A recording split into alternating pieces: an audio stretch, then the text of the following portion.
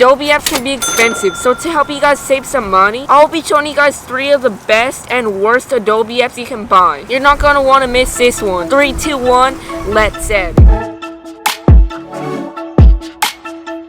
Just to let you guys know before we start, these go in no specific order, and just because one is in the worst side, it doesn't mean that they're not good. It just means that I feel like a lot of people might not really need it, and I feel like other apps can do it better anyway, so it just still depends on what you do. So with that said, let's get started. The first best app you can buy from Adobe is Photoshop. This classic Adobe app is a must-have for anyone, and it's really cool to make some fun edits with it. I've been using this for about 3 years now, and I use it all the time. You can make stuff such as posters, graphics, and even my thumbnails here on the channel. Moving on to the worst side, number 3 has to go to Adobe XD. So Adobe XD is used to make website UIs as well as some other stuff like that. I've been using it to make some of my games, but the reason I had to put this on the worst side is because it doesn't actually create websites. You just use it sort of as a mock-up to show the developer what you want. So you're basically paying about $10 a month for something that's just going to be a mock-up. I say at that point, just use a free app or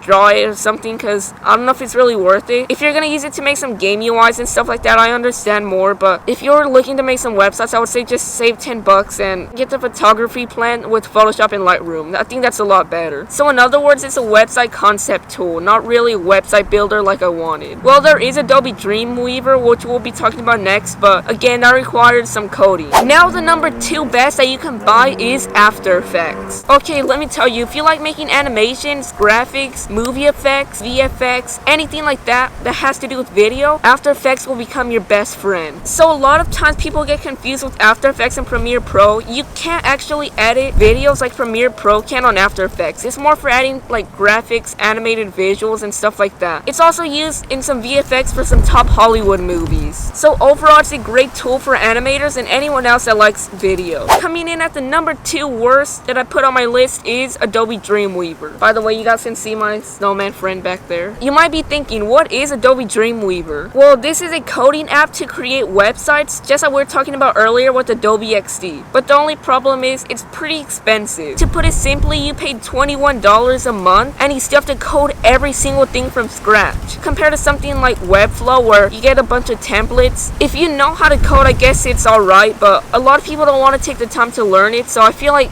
it's still a little expensive for everyone. Again, it gives you more flexibility, but I'd rather pay for Wix with no ads for about $14 a month instead of having to code everything from scratch. Having to learn HTML and CSS and everything to make websites, I really feel like it's not worth the $21 a month. The number 1 best app that I have on my list is Premiere Pro. I first have to say that I'm a Final Cut Pro user myself, but Premiere Pro is an amazing alternative as well. They have amazing effects, animation tools, and overall, if you want to start making YouTube content, you should start using this. But if you want to go a little higher, you want to go with something made by Apple, I really recommend using Final Cut Pro X. Just one notice that if you have a slower computer, I really recommend using Final Cut Pro X, because Premiere Pro requires a lot more gigabytes in storage, and that does nice.